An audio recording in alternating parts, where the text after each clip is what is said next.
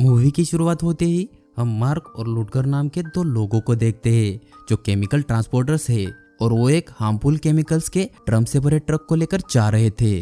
वो आपस में बातें करने में काफी मगन थे। तभी अचानक उनकी ट्रक के सामने एक हिरन आ जाता है जिसे वो लोग बचा नहीं पाते और वो हिरन उनकी ट्रक से टकरा जाता है जिससे उनका ट्रक आउट ऑफ कंट्रोल हो जाता है और ट्रक के अंदर से एक केमिकल ड्रम निकलकर नदी में जा गिरता है जहाँ कुछ व्यूअर्स ने लकड़ियों से अपना घर बनाया था। अब वो जैसे तैसे अपनी ट्रक संभाल लेते हैं और नीचे उतरकर इस हादसे का जायजा लेते हैं और फिर अपने ट्रक में बैठकर वहां से निकल जाते हैं। लेकिन उन्हें जरा भी भनक नहीं थी कि उनसे क्या गलती हो गई है। इधर वो केमिकल ड्रम लीक होना शुरू हो जाता है और सीन चेंज हो जाता है। इसके बाद हम एक लड़के को देखते हैं जो उसी रिवर में फिशिंग कर रहा था कि तभी अचानक उसके हुक में कोई चीज फंस जाती है जिसे वो बाहर निकालने की कोशिश करता है, लेकिन उल्टा वो चीज ही उसे रिवर में खींचने लगती है। उसी दौरान पीछे से कोई आकर उस पर हमला कर देता है और उसे मार देता है। अब अगले सीन में हम तीन लड़कियों को देखते हैं जिनमें मैरी, जैन और जोई थे।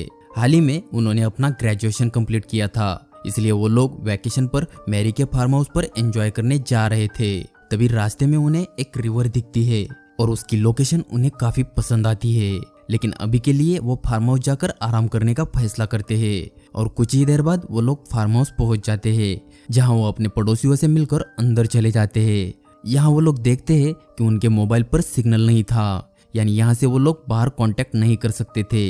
इसके बाद वो सनबाथ लेने के लिए उसी रिवर में जाते हैं जो उन्होंने आते हुए देखी थी।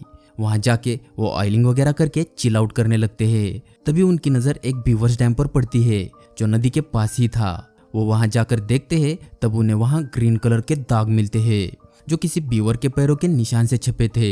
तभी उन्हें वहां एक केमिकल ड्रम दिखता है जो उस ट्रक से गिरा था। ये देखकर वो सब चौंक जाते हैं और यहाँ ये ड्रम कैसे आया इस बात को समझने की कोशिश करते हैं।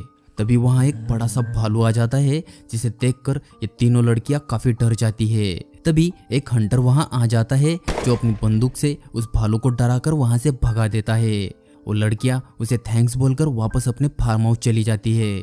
अब रात को वो लड़कियां फार्म हाउस पर एंजॉय कर रही थी, तभी उन्हें वहां कुछ अजीब अजीब आवाजें सुनाई देने लगती है जिससे वो तीनों काफी ज्यादा डर जाती है और हिम्मत करके बाहर जाकर देखते हैं तो वहां उनके बॉयफ्रेंड्स थे जो उन्हें सरप्राइज देकर उनके साथ प्रैंक कर रहे थे। इनमें जीन का बॉयफ्रेंड था सैम, मैरी का बॉयफ्रेंड था टॉमी और जोई का बॉयफ्रेंड था बग।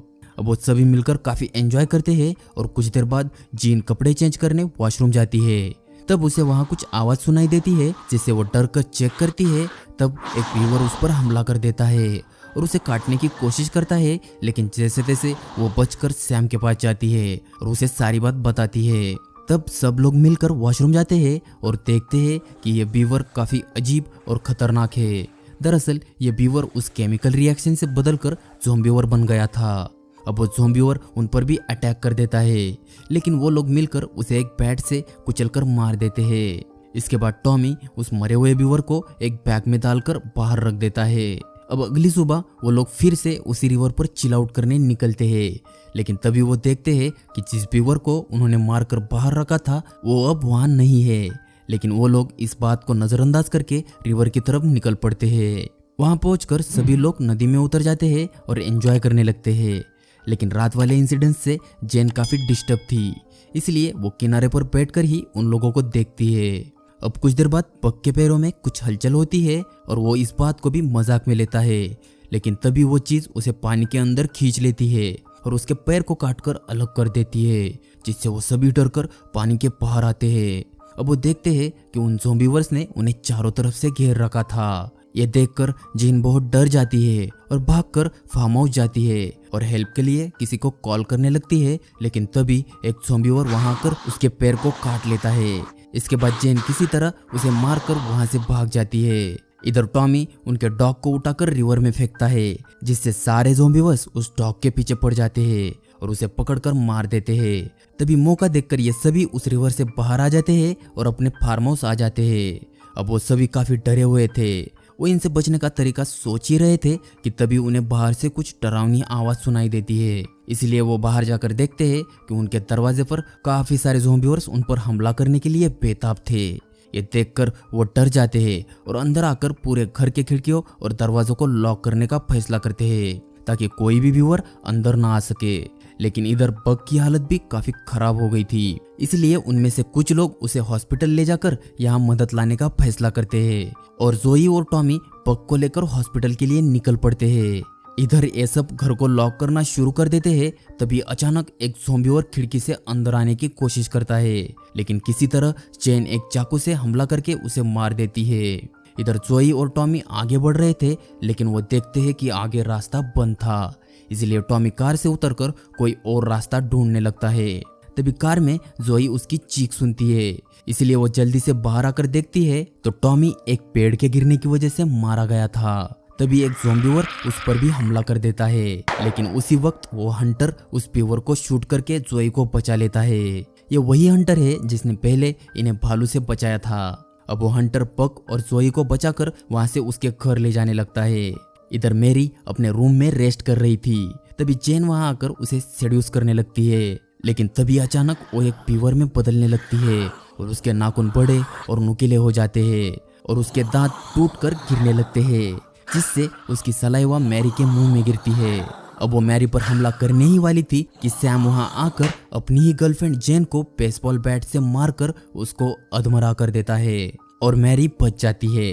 इधर जोई और हंटर बग के पैरों को फर्स्ट एड दे रहे थे, तभी उन्हें बाहर से कुछ आवाज सुनाई देती है, इसलिए वो खिड़की में जाकर देखने लगते हैं कि तभी बग पीछे से हंटर को काटने लगता है, क्योंकि अब वो भी ज़ॉम्बीवर बन गया था, इसलिए वो एक बीवर की तरह ही हंटर को काट कर उसकी चमड़ी निकाल देता है। जोई ये सब देखकर काफी ज्यादा डर जाती है और जैसे तैसे हंटर की गन उठाकर बग को शूट कर देती है, लेकिन गोली बग के बजाय हंटर को ही लग जाती है और वो मर जाता है। अब बग जोई के पीछे पड़ जाता है, इसलिए वो एक रूम में जाकर छिपती है जहां उसकी नेबर ज़ॉम्बीवर बन के पहले से ही मौजूद थी। अब वो उस पर अटैक करती है, इसलिए जोई उसे गन से शूट करने की कोशिश करती है, लेकिन उसकी गोलियां खत्म हो चुकी थी, इसलिए वो घबराकर वहां की खिड़की से कूद जाती है।